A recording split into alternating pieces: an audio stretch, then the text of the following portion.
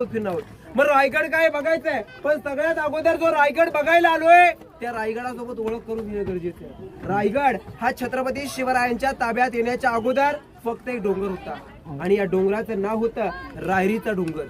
रायरी नावाने ओळखला जाणारा डोंगर प्रामुख्याने जावळीच्या खोऱ्यात मिळतो. मग जावळी कुठे? प्रतापगड तुम्ही पाहिलं असेल. प्रतापगडाच्या पायथ्याला गाव आहे जावळी. त्या प्रतापगडाच्या पायथ्यापासून रायगडाच्या उत्तरेला सह्याद्रीचा कोकण दिवा आहे. त्या सह्याद्रीच्या कोकण दिव्यापर्यंत खालचं जे काय भूभाग आहे हे पूर्णपणे जावळीचं खोरं. आणि हे जावळीचं खोरं त्यावेळी जावळीचे मोरे चंद्रराव मोरे यांच्या ताब्यात होतं. आपल्या राजांची पहिली राजधानी राजगड पुणे जिल्ह्यातील वेल्हा तालुक्यात. पण वाढत्या स्वराज्यामुळे वाढत्या साम्राज्यामुळे राजांना राजगड अपुरा पडत होता. राजांना समजलं की जावळीमध्ये असणारा रायरीचा डोंगर हा जावळीच्या मोऱ्यांच्या ताब्यात आहे. जावळीचे चंद्रराव मोरे यांच्या ताब्यात